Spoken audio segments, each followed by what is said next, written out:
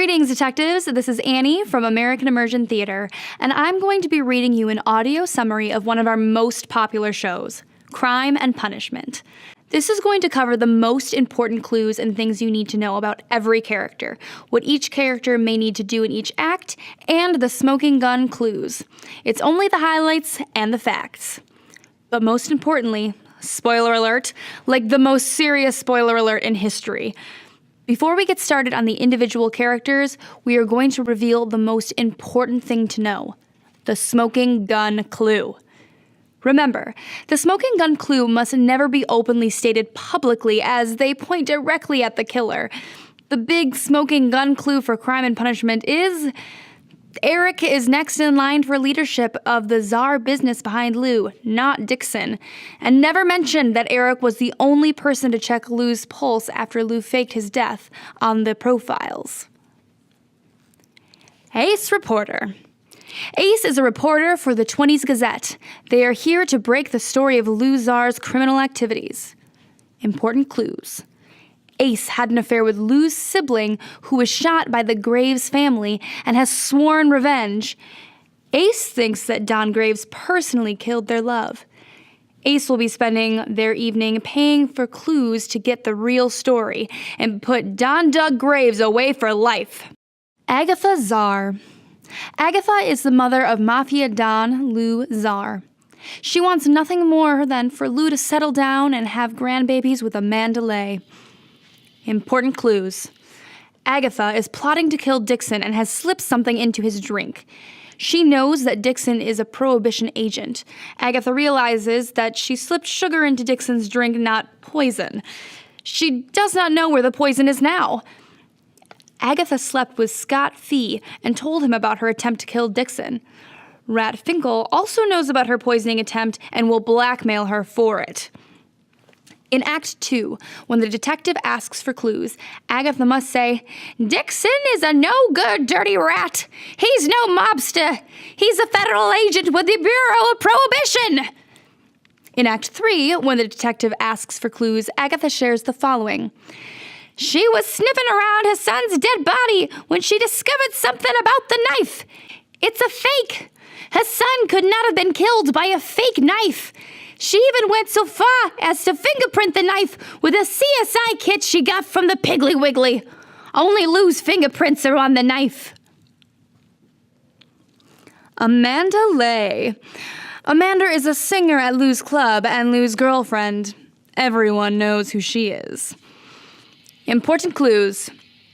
Amanda is cheating on Lou with his top enforcer, Eric. She is madly in love with Eric and would be with him if she could. Lou knows nothing about the affair. Amanda knows that Lou told Eric a big secret before his death, but does not know what. In Act 3, Amanda will announce that she is going to be engaged to Eric soon. She will then give Eric the spotlight and let him propose to her. This will not end well. Keep an eye on Amanda as she sneaks off to whisper sweet nothings in her sweetie Eric's ear. She may even slip him a love note. April Showers. April is an 8-year-old girl who was dropped off the speakeasy by her parents. She is a very precocious and remarkably observant. Important clues. April knows that Lou was not really stabbed. She can spot a fake knife a mile away. She could see that Lou was still alive when they took his pulse. April knows that the Russian lady is a hit woman and Eric is a liar. Fun facts about April. She is going to be spending the night finding new parents, drawing pictures of people being murdered, and begging for money to buy candy. So precious. Dixon. Dixon is Lou Czar's right-hand man and next in line to take over the organization. In reality, he is an agent with the Bureau of Prohibition undercover for the last 2 years. Important clues. Dixon is mere days away from bringing down the entire organization. Rat Finkel is an informant Dixon has used several times. Gus, the milkman, is a rival bootlegger, and Lou knew about it. Lou was trying to reveal this and fake his own death at the same time. In Act 1, when asked what to do, Dixon must publicly insist on calling a detective. In Act 3, when the detective asks for clues, Dixon will reveal the following: that he was looking at the corpse and discovered that Lou had a needle mark in his neck along with a trace amount of fast-acting poison. Somebody stabbed Lou with a needle and injected poison into his bloodstream and killed him. Doug Graves. Doug is the Don of a rival mafia family. He gets no joy from violence, but sometimes it is necessary. Important clues. Doug was responsible for the death of Lou's sibling. He made it look like an accident to avoid retaliation from Lou. Dixon is a Prohibition agent, so there is no chance of him becoming the next Don. Eric is the real next in line. Lou was planning to kill Doug, and that is why Doug hired a hitwoman named Jenna Side for protection. Doug does not know who Jenna is or what she looks like. Jenna Side was planning on killing Lou with poison, even though she was not hired to assassinate him. Doug is going to be playing the peacemaker throughout the night. He didn't start the boundary disputes. He is going to be trying his hardest to find Jenna Side and make sure she is not the killer.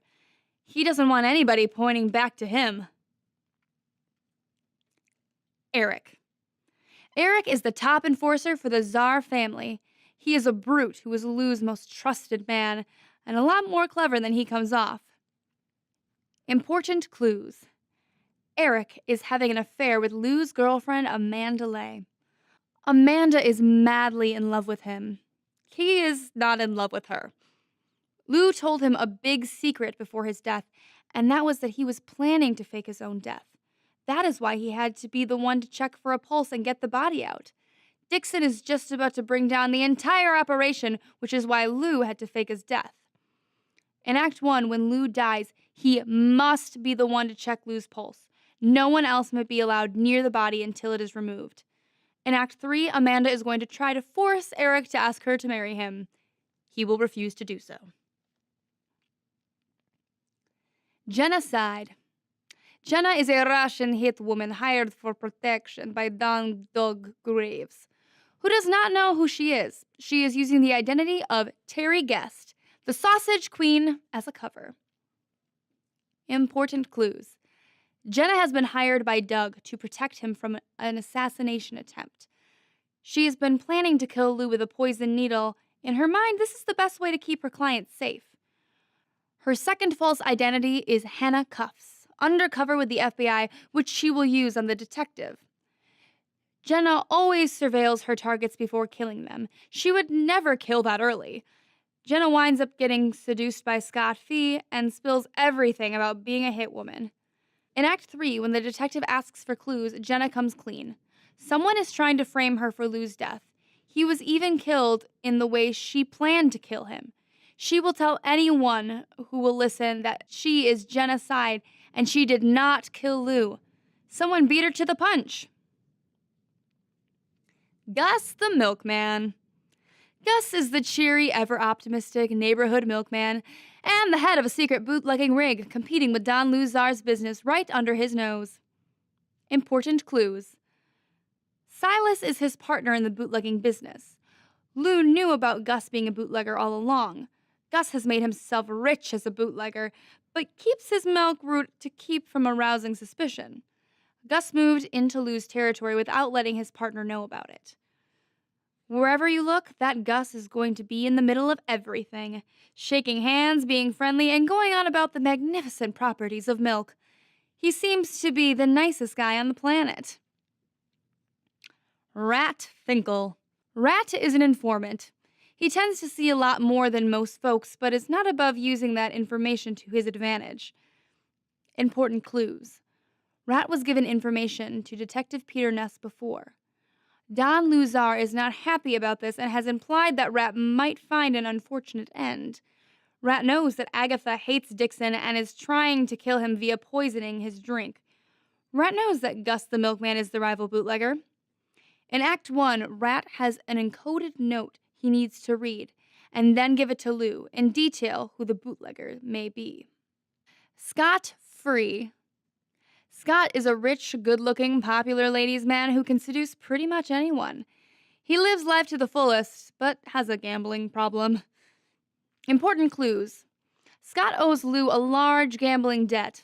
Scott sleeps with Terry Guest and finds out that she is a Russian hitwoman, genocide, and that she was planning to kill Lou Zarr. Scott sleeps with Agatha and Trish Fish at the same time to find out their secrets. Trish was in love with Lou, and Agatha was planning to poison Dixon. In Act 2, when the detective asks for clues, Scott reveals that he seduced Terry Guest / genocide. He lets everyone know that he found out she is a hitwoman for hire. She is also planning to kill Lou Zarr with a poison needle. In Act 2, when the detective asks for clues, Scott reveals that he slept with both Agatha and Trish Fish at the same time. He found out 2 major secrets. Trish Fish was in love with Lou Zarr, though Lou didn't know it, and Agatha was planning to poison Dixon. Silas. Silas is the owner of a magazine called The Naked Ankle. Pure smut. And that is what he does. Produces and sells smutty magazines.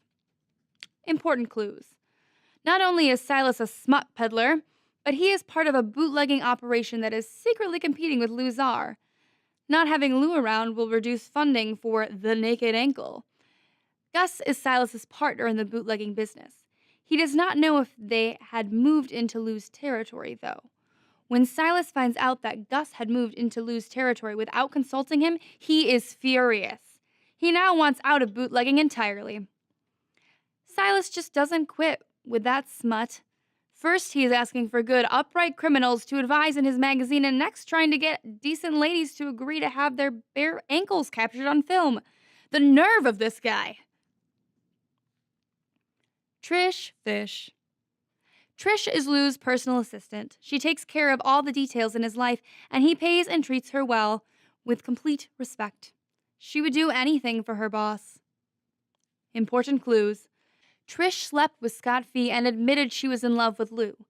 She knows that Lou did not trust Dixon and that he only really trusted her and Eric.